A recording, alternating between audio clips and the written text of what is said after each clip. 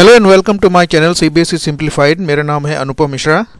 इस चैनल के सभी सब्सक्राइबर्स का बहुत बहुत स्वागत है। जो लोग इस चैनल पर नए हैं, अगर आपको मेरे बनाए हुए वीडियोस पसंद आते हैं, कंटेंट आपको अच्छा लगता है तो चैनल को सब्सक्राइब कीजिए, वीडियो को लाइक और शेयर कीजिए। जिन जिन स्टूडेंट्स के साथ आप ये वीडियो शेयर करना चाहते हैं, साथ साथ जो एजुकेटर्स हैं या टीचर्स हैं, उनका कोई इन वीडियोज़ के बारे में कोई फीडबैक या कोई सजेशन है तो वो मुझे ज़रूर कमेंट सेक्शन में जाके शेयर कर सकते हैं। आपका बहुत बहुत स्वागत है। आज का जो डिस्कशन का टॉपिक है वो प्रीपोजिशन, बहुत ही कॉमन और बहुत ही इंटरेस्टिंग टॉपिक है सभी क्लासेस के सभी स्टूडेंट्स के लिए, खासकर जो बच्चे मिडिल स्कूल में पढ़ रहे हैं उनके लिए बहुत ही इंपॉर्टेंट टॉपिक होने वाला है। और साथ साथ जो कॉम्पिटिटिव एग्जाम्स की तैयारी करते हैं बच्चे, उनके लिए भी ये बहुत ही इंपॉर्टेंट टॉपिक होने वाला है। तो चलिए शुरू करते हैं आज का टॉपिक का नाम है प्रीपोजिशंस। पहले बात करते हैं कि प्रीपोजिशन होती क्या है, एक डेफिनेशन की बात करते हैं कि प्रीपोजिशन आखिर होती क्या है। तो देखिए प्रीपोजिशन होती क्या है। A preposition is a word used before a noun और a pronoun to show in what relation it stands with other persons or things in a sentence। यानी कि प्रीपोजिशन इंग्लिश का वो वर्ड है जो किसी नाउन से या किसी प्रोनाउन से पहले एक सेंटेंस में यूज होता है, और वो ये बताता है कि वो जिस वर्ड से पहले वो प्रीपोजिशन लगा हुआ है उसका सेंटेंस में किसी दूसरे नाउन या प्रोनाउन से क्या संबंध है। ये तो रही बात डेफिनेशन की। थोड़ा एग्जाम्पल से समझते हैं कि मैं यहाँ पर क्या कहने की कोशिश कर रहा हूँ। There is a cow in the field। There is a cow in the field। मैदान में एक गाय है। यहाँ पर इन एक प्रीपोजिशन है, इसको मैंने हाईलाइट किया हुआ है। देखिए काउ और फील्ड दोनों ही नाउन है, और इन नाउन के बीच में आपस में क्या संबंध है, दोनों में आपस में क्या रिलेशन है, एक दूसरे से ये दोनों कैसे कनेक्टेड है नाउन, उसको शो करने के लिए हमने एक वर्ड यूज किया है जहाँ जो है इन। दूसरा सेंटेंस है the book is on the table. Book जो है टेबल के ऊपर है। बुक एक नाउन है, टेबल भी एक नाउन है।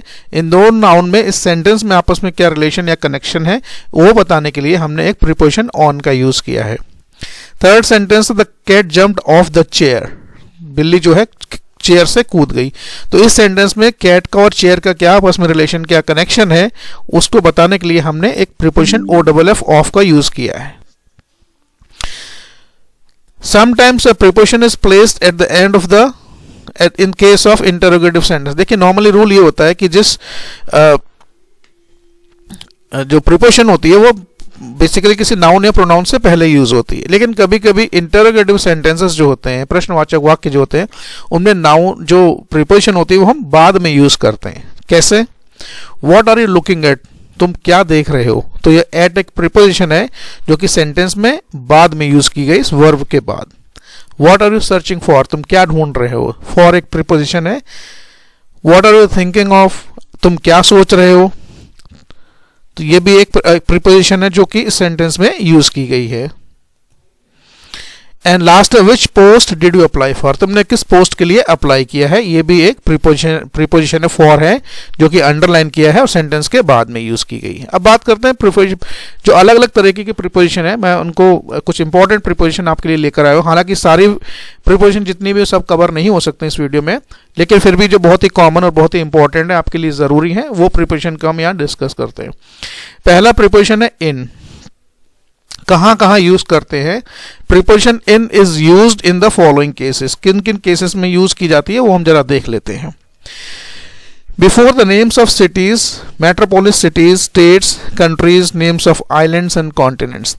जितने भी बड़े शहर हैं, महानगर हैं, राजधानियां हैं, स्टेट्स हैं, देशों के नाम हैं, आइलैंड्स के नाम है, कॉन्टिनेंट्स के नाम है, इन सब के आगे हम प्रीपोजिशन इन का यूज करते हैं। ये बात करता हूं मैं प्रीपोजिशन ऑफ प्लेस की। अगर इनको प्रीपोजिशन ऑफ टाइम भी में भी यूज करते हैं, प्रीपोजिशन ऑफ प्लेस में भी यूज करते हैं। तो फिलहाल हम बात कर रहे हैं प्रीपोजिशन ऑफ प्लेस की कि इनका यूज कहां करते हैं। ध्यान रखने वाली बात है कि जितने बड़े शहर, मेट्रोपोलिस सिटीज है, महानगर हैं, या राजधानियां हैं, या स्टेट्स हैं, कंट्रीज हैं, आइलैंड्स के नाम है, कॉन्टिनेंट्स के नाम है, सब के लिए हम इन यूज करते हैं। Example, he lives in Mumbai, वो मुंबई में रहता है। कानपुर इज इन उत्तर प्रदेश, कानपुर उत्तर प्रदेश में है। दूसरा यूज है before the names of months, years, decades, century, weeks.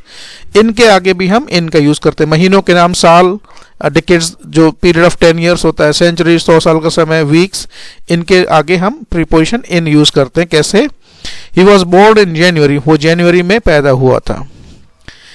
Next है part of day and seasons. जब हम पार्ट ऑफ डे की बात करते हैं, जैसे पार्ट ऑफ डे क्या होता है, 24 घंटे का जो समय है वो अलग अलग पार्ट्स में डिवाइड होता है। जैसे मॉर्निंग है, इवनिंग है, आफ्टरनून है, तो इनके लिए हम इनका यूज़ करते हैं। सीज़न की बात करें, अलग अलग सीजन्स होते हैं, समर है, स्प्रिंग है, विंटर है, मानसून है, इनके लिए भी हम इनका यूज़ करते हैं। इसके अलावा दूसरा जो यूज़ है, प्रीपोजिशन ऑफ प्लेस में भी यूज़ होता है। कैसे? To indicate that something or someone is inside something and is in a stationary position, यानी कि कोई चीज़ किसी चीज़ के अंदर ऑलरेडी है और वो मूव नहीं कर रही, ऑलरेडी वहाँ पर है, स्टेशनरी है, तो हम वहाँ पर भी प्रीपोजिशन इन का यूज़ करते हैं। कैसे? The principal is in the office, principal जो है ऑफिस में के अंदर है। Andaman and Nicobar islands are in bay of Bengal, Andaman और निकोबार आइलैंड कहाँ पड़ते हैं? बे ऑफ बंगाल में। तो ये प्रीपोजिशन ऑफ प्लेस में हम इनका यूज़ करते हैं। कहाँ का यूज़ करते हैं? कोई चीज़ किसी चीज़ के अंदर ऑलरेडी है, हम प्रीपोजिशन इनका यूज़ करते हैं। नेक्स्ट बात करते हैं प्रीपोजिशन एट की। प्रीपोजिशन एट कहाँ यूज़ करते हैं? टाइम के लिए भी यूज़ होता है और प्रीपोजिशन ऑफ प्लेस के लिए भी यूज होता है, दोनों जगह यूज होता है। तो पहले हम बात करते हैं प्रीपोजिशन ऑफ प्लेस में एट का यूज कहाँ कहाँ करते हैं।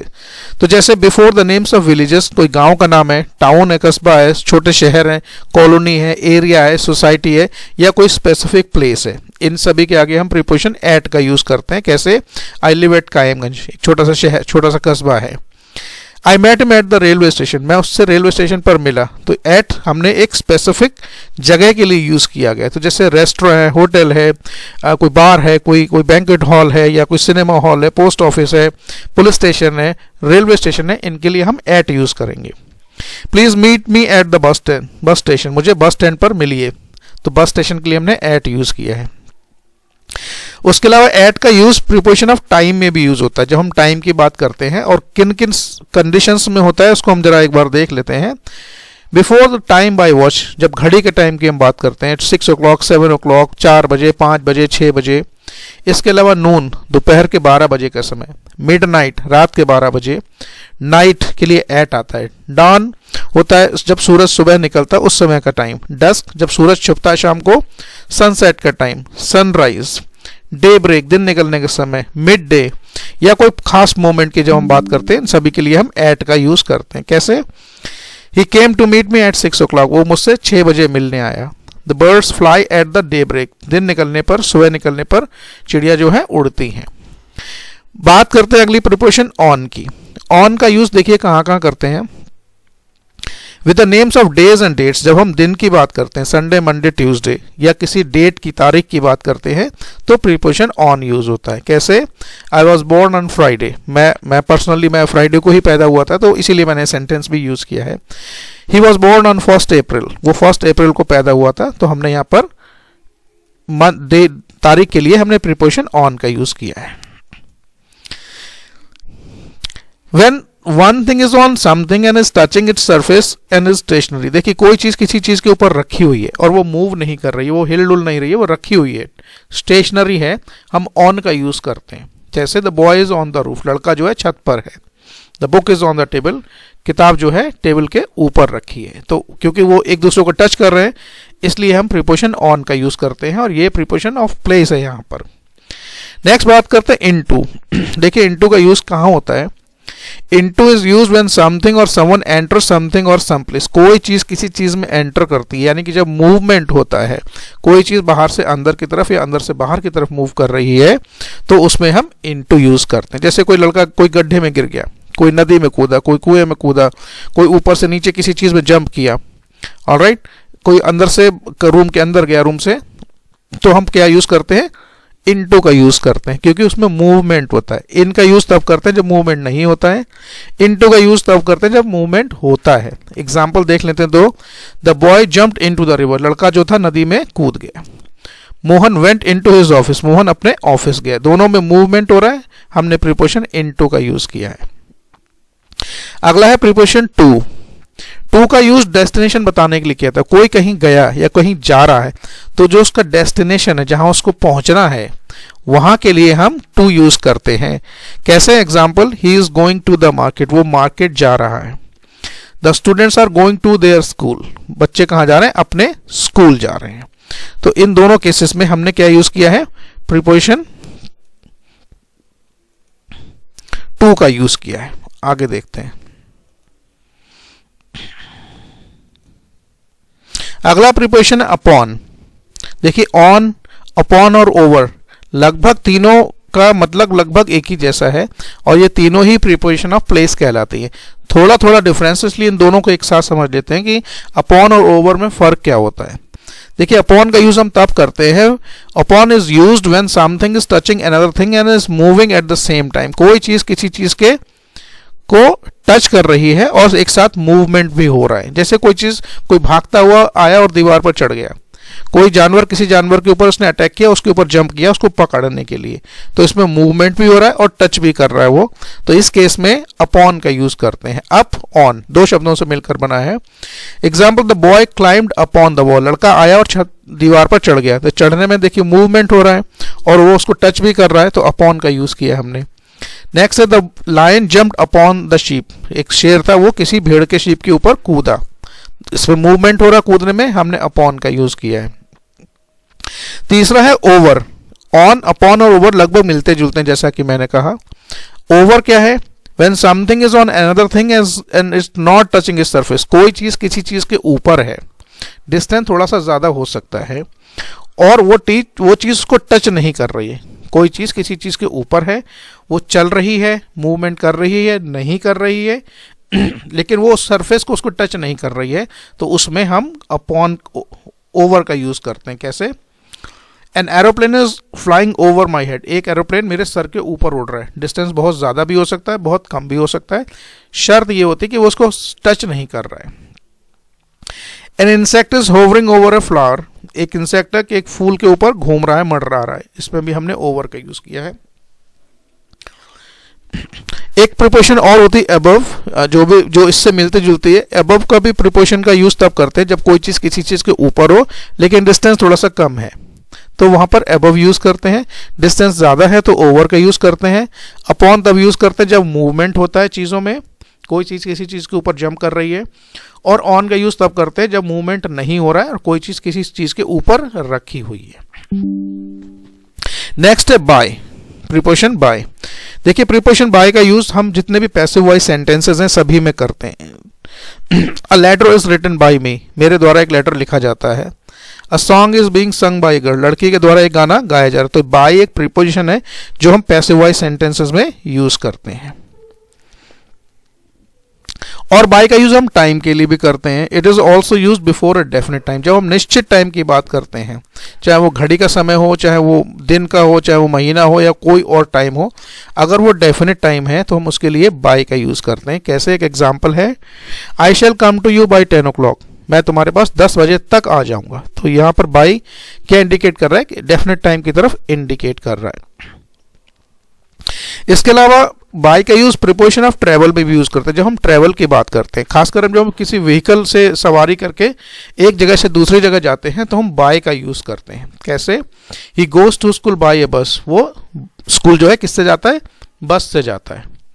He went to Delhi by train. वो दिल्ली ट्रेन से गया। तो ये जो व्हीकल्स होते हैं, जब हम व्हीकल से एक जगह से दूसरी जगह पर जाते हैं तो हम प्रीपोजिशन बाय का यूज करते हैं। तो बाइक है, साइकिल है, रिक्शा है, ऑटो रिक्शा है, बस है, ट्रेन है, कार है, एरोप्लेन है, सभी के लिए हम प्रीपोजिशन बाय का यूज करते हैं, खासकर तब जब हम प्रीपोजिशन ऑफ ट्रेवल की बात कर रहे हैं। नेक्स्ट प्रीपोजिशन है विद। विद का मतलब साथ में होता है। तो इनके दो यूजेस, दो बहुत इंपॉर्टेंट यूजेस हैं। पहला तो है कि it is used with instrument. जब हम इंस्ट्रूमेंट की बात करते हैं, किसी भी तरीके के इंस्ट्रूमेंट की बात करते हैं, तो हम उसमें क्या करते हैं, तो हम विद का यूज करते हैं। जैसे नाइफ क्या है, नाइफ एक इंस्ट्रूमेंट है। तो अगर आप चाकू से कोई चीज काट रहे हैं तो सेंटेंस कैसे बनाएंगे, she cuts the mango with a knife. By a knife यहां पर यूज नहीं करना है, विद अ नाइफ, क्योंकि नाइफ एक तरीके का इंस्ट्रूमेंट ही होता है। He is writing with a pencil. Pencil भी एक तरीके का इंस्ट्रूमेंट ही है। Pen, pencil, eraser, sharpener, knife, fork, ये सारे इंस्ट्रूमेंट्स में आते हैं।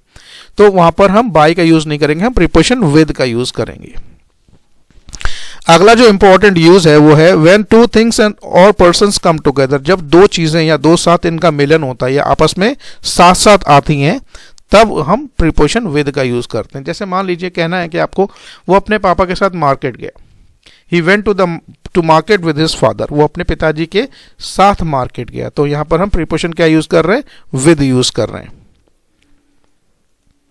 नेक्स्ट बात करते हैं विद इन की। विद इन का यूज करते हैं टाइम के लिए। देखिए इन का भी यूज हम टाइम के लिए करते हैं, विद इन का यूज भी हम टाइम के लिए करते हैं। दोनों में फर्क क्या है? फर्क ये है, जब हम बात करते हैं इन की, जैसे he will come back in a month, इसका मतलब वो को एक महीने में लौट आएगा। लेकिन अगर हम बात करते हैं कि विद इन की, तो विद इन का मतलब होता है before the end of the duration, जो ड्यूरेशन या समय बताया गया उसके खत्म होने से पहले। एग्जाम्पल देखते हैं, I shall return within a month, मैं एक महीने के अंदर लौट आऊंगा।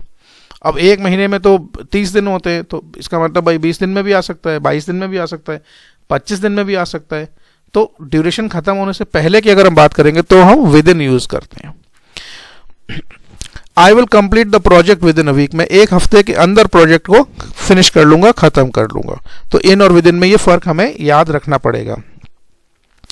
अब आगे कुछ प्रीपोजिशन है जो लगभग थोड़ा थोड़ा डिफरेंस है उनमें, और अक्सर ये कंफ्यूजिंग सी होती हैं। अब बच्चे कई बार समझ नहीं पाते कि कौन सी प्रीपोजिशन हमें यूज करना चाहिए, क्योंकि दोनों का मतलब लगभग एक ही जैसा होता है। जैसे दो प्रीपोजिशन है, बिहाइंड और आफ्टर, दोनों का मतलब होता है पीछे।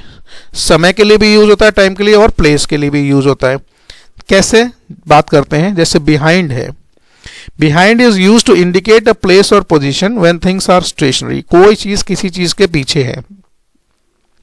वो फिजिकल कोई चीज भी हो सकती है, वो कोई इनविजिबल चीज भी हो सकती है, एब्स्ट्रैक्ट चीज भी हो सकती है।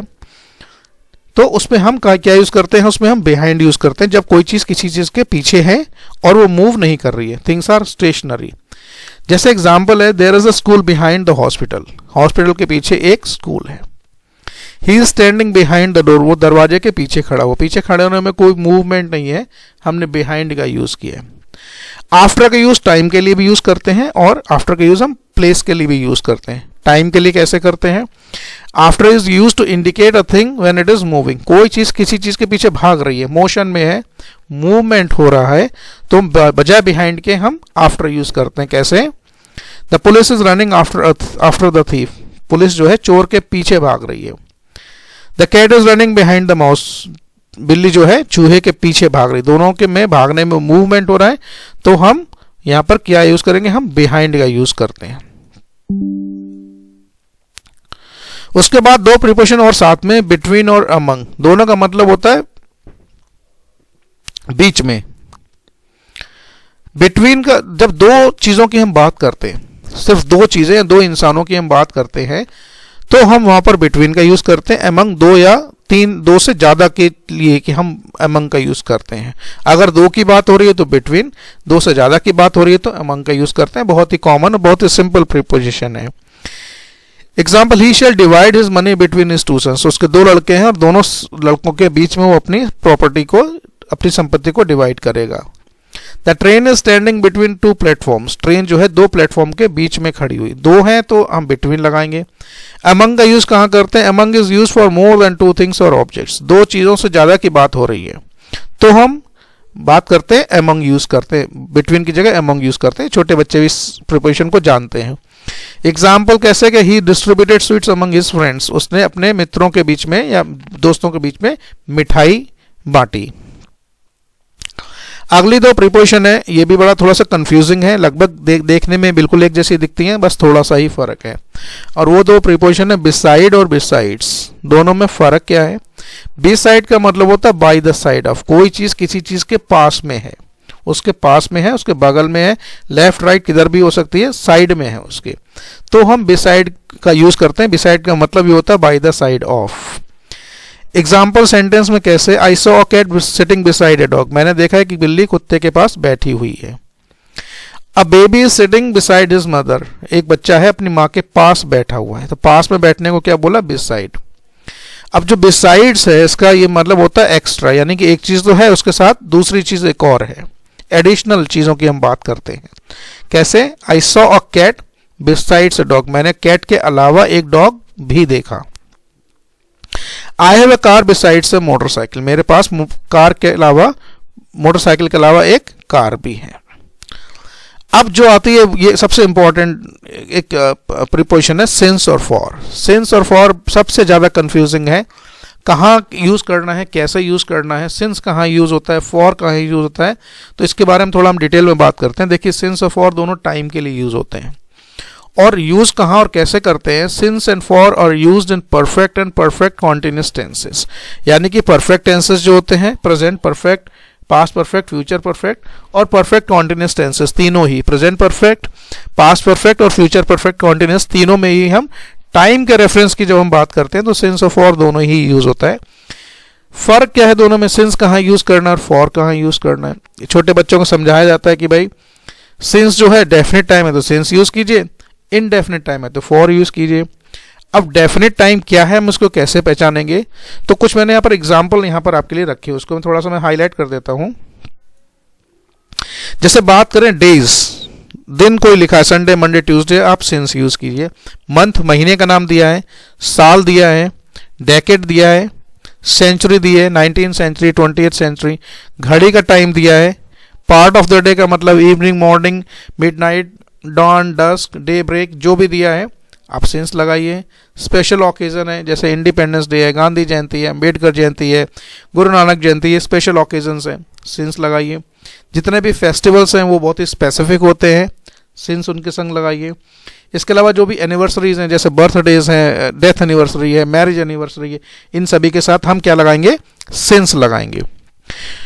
एग्जाम्पल एक मैंने यहाँ पर यूज किया, he has been teaching here in since 2015, वो 2015 से यहाँ पढ़ा रहा है। फॉर का यूज कैसे करते हैं, फॉर इनडेफिनेट टाइम के लिए यूज होता है, जैसे 2 घंटे, 2 hours, 3 days, 5 weeks, 7 months, 2 years, 10 years, इन सभी के लिए हम फॉर का यूज करते हैं। Example, he has been living in this house for 2 years, वो इस घर में 2 साल से रह रहा है। 2 साल का इनडेफिनेट टाइम है, इसलिए हम उसमें फॉर का यूज करते हैं। अगला जो प्रीपोजिशन है, इसमें 3 मैंने एक साथ यूज किए हैं, बिलो, अंडर एंड बीनीथ। तीनों का लगभग मिलता जुलता मीनिंग है। बिलो का मतलब भी नीचे, अंडर का मतलब भी नीचे और बीनीथ का मतलब भी नीचे।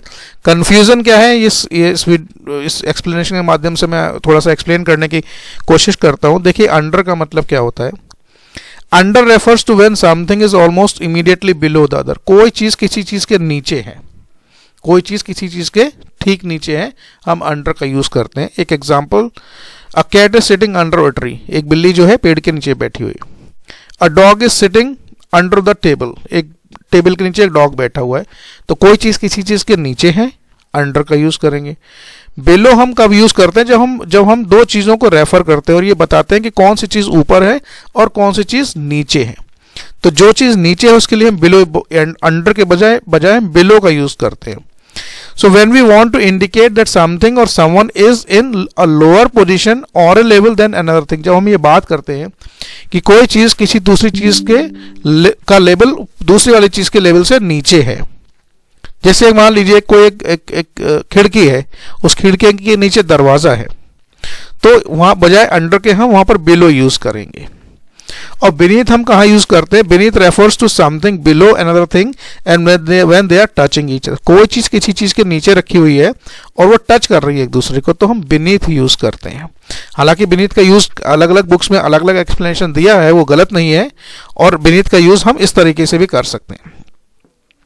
जैसे एग्जाम्पल तीनों के मैं एक बार दोबारा से बता देता हूँ। अंडर का मतलब चीज एक दूसरे को टच नहीं कर रही, कोई चीज किसी चीज के नीचे है। A cat is sitting under a tree. Below, there is a window below the roof, छत के नीचे एक विंडो है। कंपेरेटिव पोजीशन बता रहा है। अ बंच ऑफ की is beneath the carpet, carpet के नीचे चाबी का गुच्छा रखा हुआ, एक दूसरे को टच कर रहे हैं, हमने यहां पर बीनीथ यूज किया है। अक्रॉस, अक्रॉस हम कहाँ यूज करते हैं, अक्रॉस का यूज हम करते हैं कि जब एक साइड से दूसरे साइड जाने की बात होती है। जैसे मान लीजिए कोई ग्राउंड है, तो वो एक तरफ से कोई अगर दूसरी तरफ गया, अक्रॉस यूज करेंगे। एक नदी है, किसी ने इस तरफ से दूसरी तरफ पार की, हम अक्रॉस यूज करेंगे। कोई रोड है, किसी ने रोड को इस पॉइंट से दूसरे पॉइंट पर क्रॉस किया, तो हम अक्रॉस का यूज करते हैं। जैसे ही स्वेम अक्रॉस द रिवर, वो नदी के आर पार तैर कर गया। नेक्स्ट है फ्रॉम। फ्रॉम का मतलब होता है से। जब कोई, देखिए 2 इसमें यूजेस हैं। कैसे यूजेस हैं? जब कोई चीज़ किसी चीज़ से सेपरेट होती है, क्या होती है? सेपरेट, अलग होती है। और यहाँ पर एक प्रिपोजिशन और भी यूज होता है जो है ऑफ, ओ डबल एफ। कोई चीज़ किसी चीज़ से अलग हो रही, जैसे गाड़ी से उतरा, कोई गाड़ी से गिर गया, पेड़ से कूदा, छत से उतरा, छत से कूदा, तो उसमें कोई चीज़ एक दूसरी चीज़ से सेपरेट हो रही है, तो हमने फ्रॉम या O double F off use करते हैं। किस तरीके से? When one thing separates from other. Example, the boy fell from the roof, लड़का जो है छत से गिर गया। इसके अलावा फ्रॉम का यूज हम टाइम के लिए भी करते हैं, लेकिन कहाँ करते हैं? It is also use to refer time in all tenses except perfect and perfect continuous tenses. जितने भी टेंसेज हैं, 12 टेंसेज, उसमें परफेक्ट के टेंसेस तीनों और परफेक्ट कॉन्टिन्यूअस टेंसेस तीनों, 6 टेंस छोड़ के बाकी के जो 6 टेंस हैं सभी में हम फ्रॉम का यूज करते हैं टाइम को। जब भी हम टाइम को रेफर करते हैं, कैसे? I will teach you from Monday, मैं तुम्हें मंडे से पढ़ाऊंगा। तो यहाँ पर टाइम के लिए हमने फ्रॉम यूज किया है और ये एक सिंपल फ्यूचर टेंस है। एगो टाइम के लिए यूज होता है। कैसे यूज करते हैं? Ago is used for time in simple past tense. Simple past tense में एगो को हम टाइम के लिए यूज करते हैं। कैसे यूज करते हैं? He went to Mumbai 1 month एगो, वो मुंबई 1 महीने पहले गया था। और लास्ट है राउंड एंड अराउंड। राउंड का मतलब होता है किसी चीज के चारों तरफ, एक सर्कुलर मोशन या सर्कुलर प्लेस को, सर्कुलर पोजीशन को बात करता है। राउंड का मतलब भी लगभग वैसा ही है। Round and around are preposition, adverb भी है, प्रीपोजिशन भी है। We use round and around when we refer to movements in circles and from one place to another. Round and around both can be use. जब हम बात करते हैं किसी चीज के सर्कुलर मोशन की, यानी कोई एक चीज है उसके चारों तरफ सर्कुलर मोशन में कोई दूसरी चीज है, तो हम राउंड या फिर अराउंड का यूज करते हैं। कैसे? The house is built around a court yard. एक कोर्ट यार्ड है, उसके घर चारों तरफ एक घर बनाया गया। तो ये जो कुछ प्रीपोजिशन जो मैंने आपको एक्सप्लेन करने की कोशिश की इस वीडियो के माध्यम से, आपका इस वीडियो के बारे में कोई सुझाव, कोई कमेंट है तो मुझे उसके बारे में ज़रूर शेयर करें। चैनल से जुड़ने के लिए बहुत बहुत धन्यवाद। आपका दिन शुभ रहे।